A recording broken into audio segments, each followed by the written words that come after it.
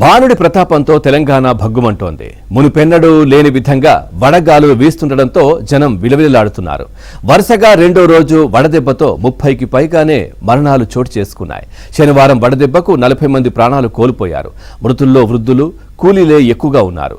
పలు జిల్లాల్లో 46 డిగ్రీలకు పైనే ఎండలు వీశాయి. ఇక ఆసిఫాబాద్ జిల్లాలో కుంచవెల్లి, కాగజ్ నగర్లో 46.4, జగిత్యాల జిల్లా ధర్మపురి, భద్రాద్రి కొత్తగూడెం జిల్లా మనుగూరులో 46.3, ఖమ్మం రూరల్, అదే జిల్లా వైరా, మంచిర్యాల జిల్లా తాండూరులో 46.1 డిగ్రీల చొప్పున ఉష్ణోగ్రతలు రికార్డయ్యాయి. గ్రేటర్ హైదరాబాద్లోని పలు ప్రాంతాల్లో 42 డిగ్రీలకు పైగా ఉష్ణోగ్రతలు నమోదవగా దానికి తగ్గట్టుగా గ్రేటర్ పరిధిలో రికార్డు స్థాయిలో 4782 మెగావాట్ల గరిష్ట విద్యుత్ డిమాండ్ నమోదైంది. రోజువారీ విద్యుత్ వినియోగం 101.07 మిలియన్ యూనిట్లుగా రికార్డయింది.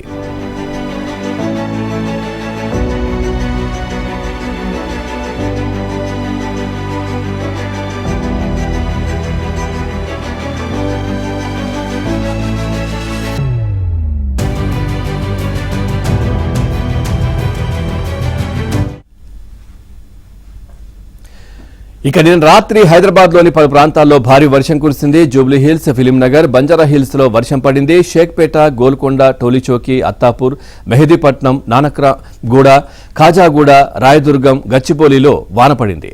భానుడి భగభగలతో అల్లాడుతోన్న నగర వాసులకు వర్షంతో ఉపశమనం లభించింది.